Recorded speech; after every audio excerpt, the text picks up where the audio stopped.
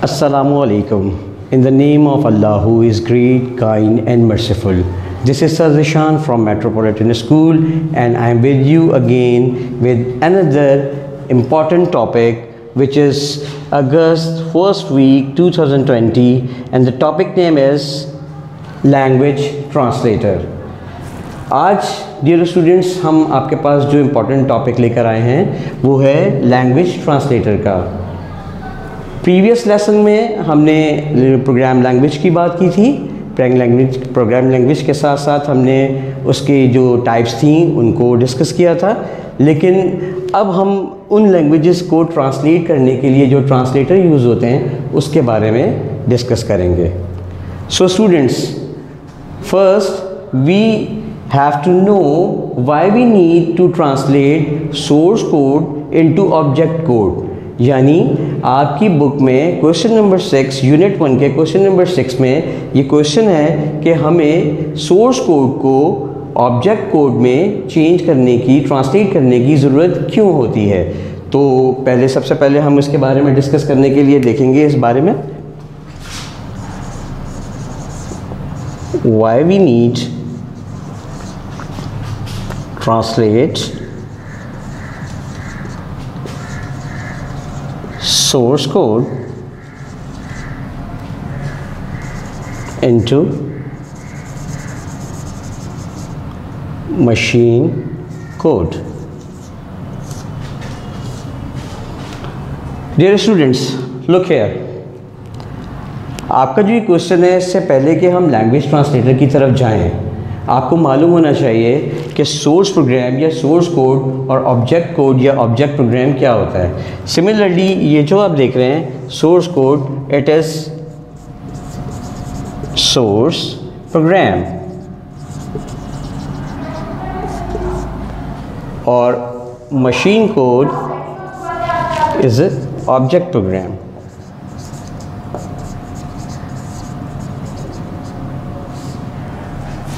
Dear students, last जो lecture था हमारा उसमें हमने डिस्कस किया था कि जब हम किसी भी लैंग्वेज के बारे में बात करते हैं, इधर वो उर्दू हो, इंग्लिश हो, टर्किश हो, कोई भी इंग्लिश हो, जब हम उस ज़बान में बात कर रहे होते हैं तो हमारा सुनने वाला जिससे हम मुखातिब होते हैं या जिससे हमारी डिस्कशन चल रही होती है, अगर वो सिमिलर लैंग्वेज में है तो हमें किसी ट्रांसलेटर की ज़रूरत नहीं है। बट अगर हम बात कर रहे हैं उर्दू में और सामने वाला जो हमारा सुनने वाला है वो किसी दूसरी ज़बान को जानता है, तो इन बिटवीन एक ऐसा ट्रांसलेटर होना चाहिए जो दोनों के बीच में इंटरेक्शन कर सके। तो जब हम बात करते हैं सोर्स कोड की हम बात करते हैं, तो ये सोर्स प्रोग्राम वो प्रोग्राम है जो हाई लेवल लैंग्वेज में होता है।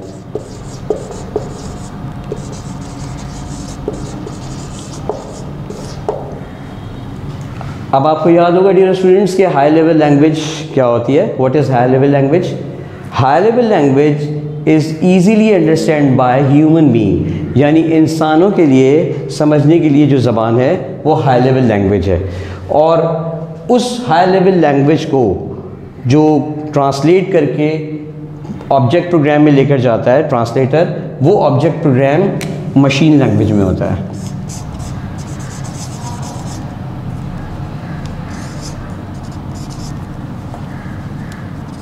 Machine language.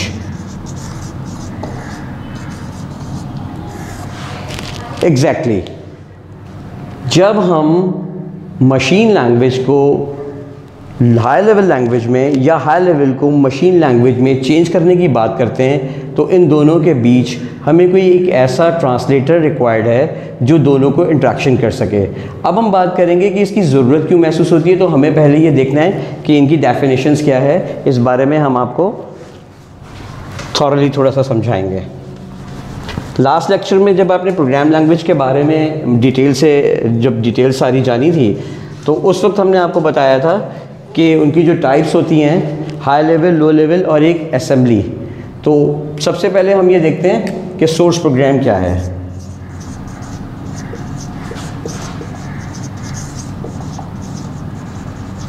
Source program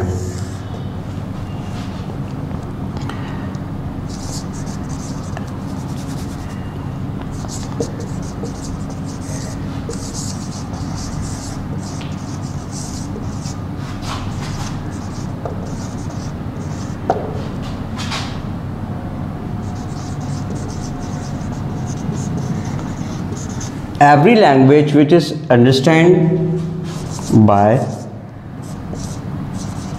human being called high level.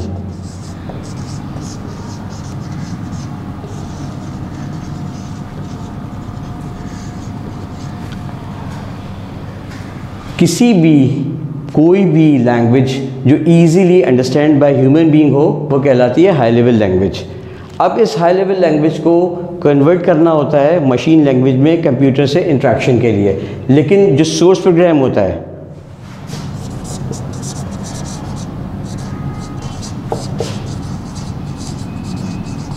a source program written in any language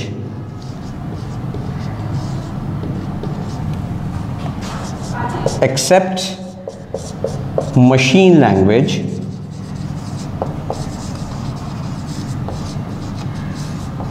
called source program.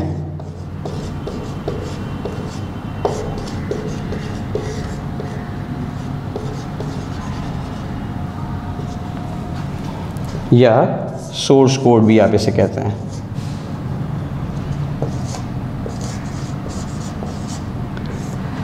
यानी किसी भी लैंग्वेज में लिखा गया कोई भी प्रोग्राम, बनाया हुआ कोई भी प्रोग्राम जो मशीन लैंग्वेज से हटकर हो वो सोर्स प्रोग्राम कहलाता है या सोर्स कोड कहलाता है। जब आपको ये पता चल गया कि सोर्स कोड क्या होता है तो ऑब्वियसली अब हम देखते हैं कि ये ऑब्जेक्ट प्रोग्राम क्या होता है।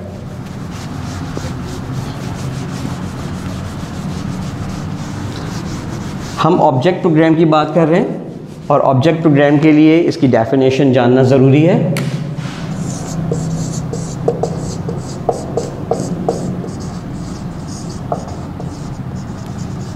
Object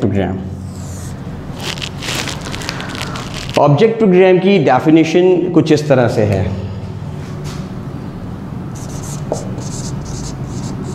a source program must be converted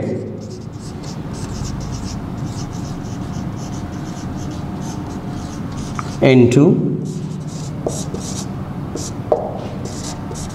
object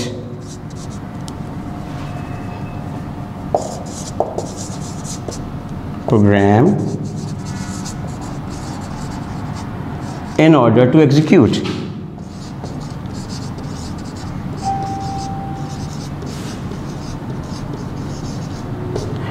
किसी भी प्रोग्राम को एग्जीक्यूट करने के लिए हम सोर्स प्रोग्राम को ऑब्जेक्ट प्रोग्राम में कन्वर्ट करते हैं, लेकिन इसका सोर्स क्या होगा, यानी ऑब्जेक्ट प्रोग्राम में कन्वर्ट करने के लिए हम किसे यूज़ करेंगे। अब आते हैं हम आज जो हमारा टॉपिक था वो है लैंग्वेज ट्रांसलेटर। तो अब हम लैंग्वेज ट्रांसलेटर की तरफ आएंगे तो आपको ईजीली समझ में आ सकेगा। सोर्स कोड या प्रोग्राम और ऑब्जेक्ट कोड या programme.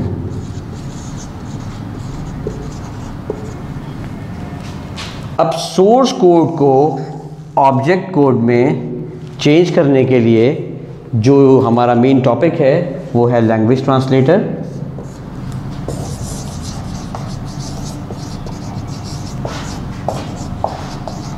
Language translator.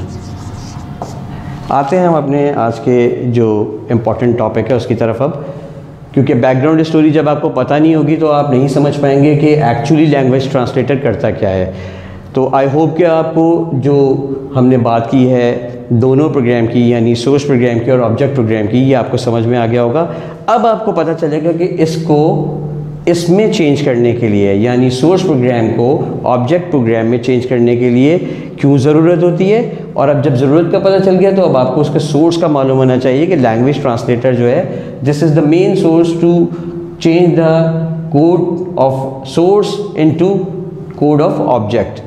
Language translator ये वो ट्रांसलेटर्स हैं जो आपके प्रोग्राम को चेंज करेंगे, यानी कोड को चेंज करेंगे। तो हम देखते हैं कि लैंग्वेज ट्रांसलेटर क्या होते हैं।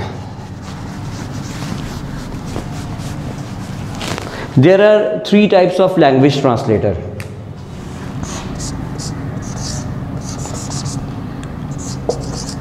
Interpreter, number 2 compiler, and third one assembler। अब आप सोच रहे होंगे स्टूडेंट्स कि लैंग्वेज ट्रांसलेटर जो मशीन कोड और जो ऑब्जेक्ट प्रोग्राम और सोर्स प्रोग्राम में आपस में इंटरेक्शन बना रहे हैं, तो ये 3 क्यों हैं? कोई भी एक हम यूज़ कर सकते हैं। अगर हम इंटरप्रेटर यूज़ करते हैं तो फिर कंपाइलर की क्या ज़रूरत है, और अगर हम कंपाइलर यूज़ करते हैं तो फिर असेंबलर की क्यों ज़रूरत है? लेकिन इन सब के अपने अपने फंक्शंस हैं। तो हम देखते हैं कि इनकी आपस में क्या रिलेशंस हैं और ये किस तरह से काम करते हैं। इंटरप्रेटर, जब आप कोई प्रोग्राम बनाते हैं, लेट्स सपोज कि आपने एक क्लास में GW बेसिक पढ़ी थी, तो GW बेसिक में आपने एक शॉर्ट जो प्रोग्राम्स थे वो बनाए होंगे यकीनन, जिसमें आप मुख्तलिफ स्टेटमेंट्स यूज़ कर रहे थे। तो हम सिंपली ये बात करते हैं कि जब हम हाई लेवल लैंग्वेज में कोई भी काम कर रहे होते हैं तो हम स्टेटमेंट्स यूज़ करते हैं। हाई लेवल लैंग्वेज हमारी लैंग्वेज, ह्यूमन बीइंग के समझने की आसान लैंग्वेज। तो उसकी जैसे मिसाल के तौर पे कोई एक स्टेटमेंट है गो टू, या एक स्टेटमेंट है प्रिंट, या एक स्टेटमेंट है इनपुट। ऑफ कोर्स ये आपको इजीली समझ में आ रहे होंगे। गो टू यानी यकीनन हम उसे कहीं जाने के लिए कह रहे हैं अपने प्रोग्राम में, तो इसके आगे हम लाइन नंबर दे देते हैं। प्रिंट, यकीनन हमें कोई प्रिंट आउट के लिए उसको प्रिंट के लिए भेजना है, तो हम ये स्टेटमेंट यूज़ करते हैं। इनपुट, यकीनन हम अपनी स्टेटमेंट के थ्रू हम इनपुट दे रहे हैं। तो ये हम इंटरप्रेटर काम क्या करेगा कि जब हम ये कोई भी इंस्ट्रक्शन देंगे कंप्यूटर को, तो ये हमारा सोर्स प्रोग्राम होगा। इसको ऑब्जेक्ट प्रोग्राम में चेंज करने के लिए इंटरप्रेटर क्या करेगा, लाइन बाय लाइन इंटरप्रेटर जो है वो ट्रांसलेट करता है। Interpreter is used to translate the program line by line and it does not make any object file.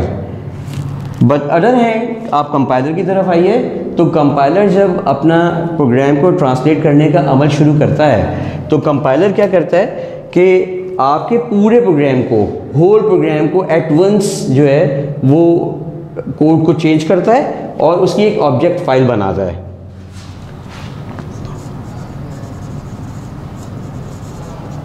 Interpreter translate programme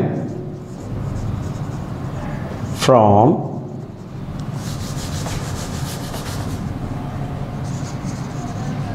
source code into machine code line by line, and it does not make any object file। But इधर देखिए, compiler की हम बात करते हैं।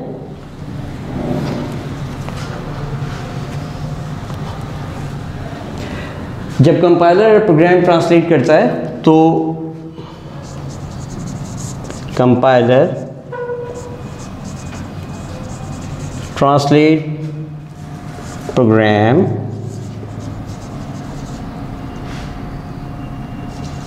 Whole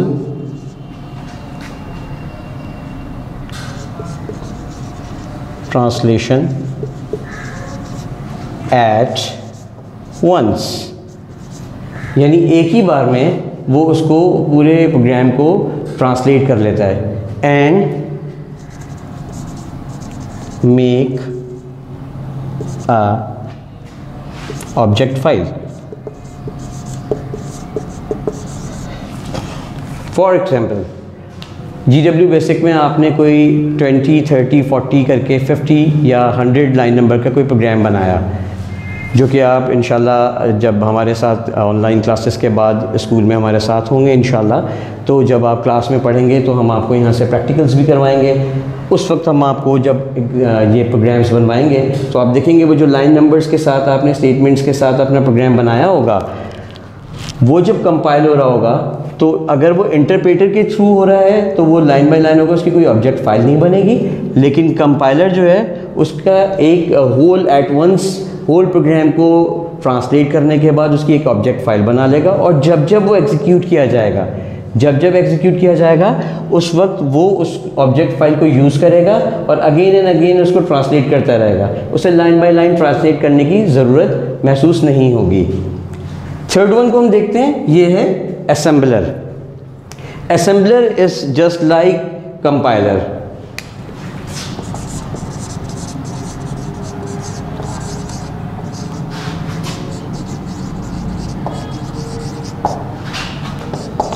Assembler translate program from source to object, but ये क्या करता है, ये असेंबली लैंग्वेज को मशीन लैंग्वेज में चेंज कर देता है। असेंबलर असेंबली लैंग्वेज को मशीन लैंग्वेज में इजीली चेंज कर देता है। आपको याद होगा हमारा फर्स्ट वीक का जो लेसन था जनरेशन टेबल का, उसमें जब हम आपको फर्स्ट टू फिफ्थ जनरेशन की तरफ लेकर जा रहे थे और जो डेवलपमेंट्स हम आपको बता रहे थे कंप्यूटर की, उसमें हमने आपको बताया था कि कौन कौन सी लैंग्वेजेस यूज़ हुई थी कौन कौन सी जनरेशन में। तो उसको गो थ्रू कीजिएगा, उसको देखिएगा तो आपको पता चलेगा कि असेंबली लैंग्वेज कहाँ यूज़ हुई थी, तो उससे आपको पता चलेगा कि वो बेहतरी की तरफ कैसे गई। असेंबलर ट्रांसलेट करता है प्रोग्राम को, बट इसकी जो रफ्तार है, इसकी जो स्पीड है वो काफ़ी स्लो है, तो काम ज़्यादातर बेहतर तौर पे इंटरप्रेटर और कंपाइलर करते हैं। अब हम आते हैं इसकी इंटरप्रेटर और कंपाइलर के डिफरेंस की तरफ। Differentiate between interpreter and compiler.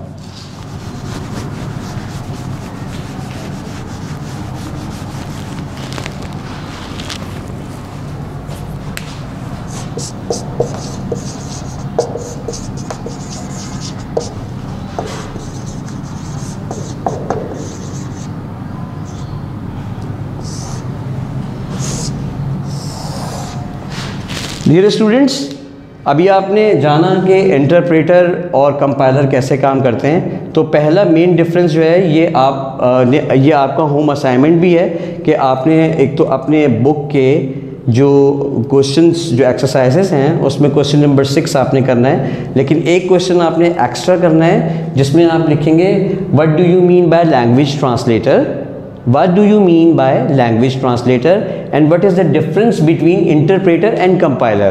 हम बात कर रहे थे इंटरप्रेटर की, तो आपको बताया गया कि इंटरप्रेटर जो है वो कोई ऑब्जेक्ट फाइल क्रिएट नहीं करता, कंपाइलर ऑब्जेक्ट फाइल क्रिएट करता है। उसका फ़र्क क्या होता है, जब ऑब्जेक्ट फाइल जब एक सोर्स कोड में जो मशीन कोड में चेंज जब हो रहा होता है, तो इंटरप्रेटर अगर ऑब्जेक्ट फाइल क्रिएट नहीं करेगा तो उसे हर बार जब भी प्रोग्राम एग्जीक्यूट होगा तो उसे ट्रांसलेट करना पड़ेगा लाइन बाय लाइन। लेकिन कंपाइलर एट वंस पूरा होल प्रोग्राम जो है ट्रांसलेट करके जब ऑब्जेक्ट फाइल बना लेता है तो वो अगेन एंड अगेन जब भी आप एग्जीक्यूट करेंगे वो प्रोग्राम रन होगा। ये आपका होम असाइनमेंट है कि आपने इंटरप्रेटर और कंपाइलर का डिफरेंस खुद लिखना है। यहाँ लेक्चर में आपको इसकी डिटेल्स हम बता रहे हैं। नंबर 1 जो मैंने अभी आपको बताया उसमें जिक्र किया है मैंने कि object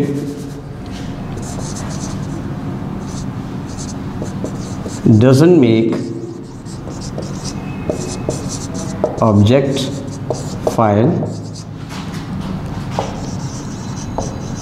make a object file. So obviously जब ऑब्जेक्ट फाइल क्रिएट नहीं होगी तो स्पीड जो है ट्रांसलेट होने की स्लो होगी।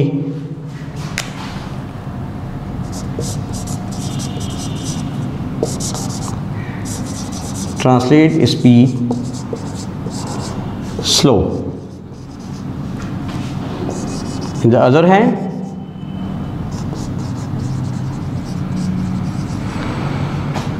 Translate speed high.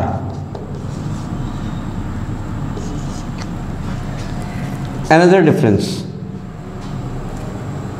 interpreter consume more memory और compiler consume less memory.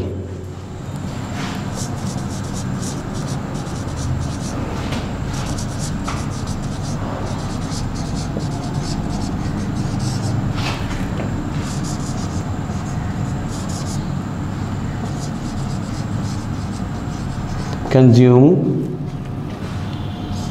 less memory compiler.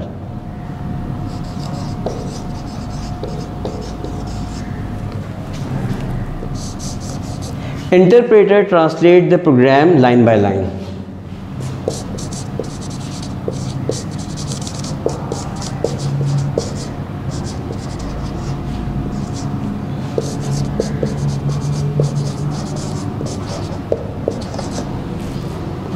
And the compiler translate program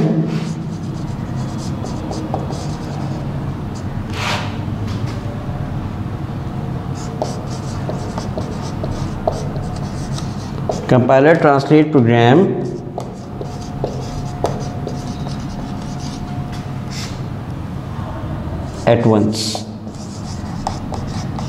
एक ही दफ़ा में कंपाइल कर लेता है।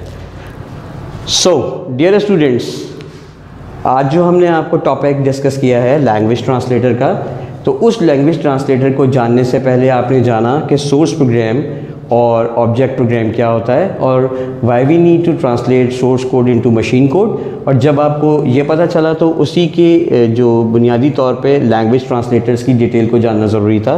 तो आपने जाना कि इंटरप्रेटर, कंपाइलर और असम्बलर होते हैं, और उसके साथ साथ आपने इंटरप्रेटर और कंपाइलर का डिफरेंस भी आज जाना है। तो आई होप कि आपको आज का टॉपिक बहुत अच्छे से समझ में आया होगा, और आपका ये होम असाइनमेंट है कि आप एक क्वेश्चन का आंसर जो है वो अपने कॉपी में अच्छे से इसके लेक्चर को देखते हुए, सुनते हुए आप अपने तौर पे इसे लिखेंगे। What do you mean by language translator and define it types, और what the difference between interpreter and compiler, और why we need to translate source code into machine code. तो मैं दुआ करता हूँ आप सबके लिए कि आप सब खैरियत से हों और बहुत जल्द हमारे साथ स्कूल में आप क्लास में ज्वाइन करें, और बाकी तमाम जो इस हवाले से जो क्यूरीज़ वगैरह होती हैं वो आप फ़ेस टू फेस हमसे डिस्कस कर सकें। This is enough for today and goodbye. अल्लाह हाफ़िज़।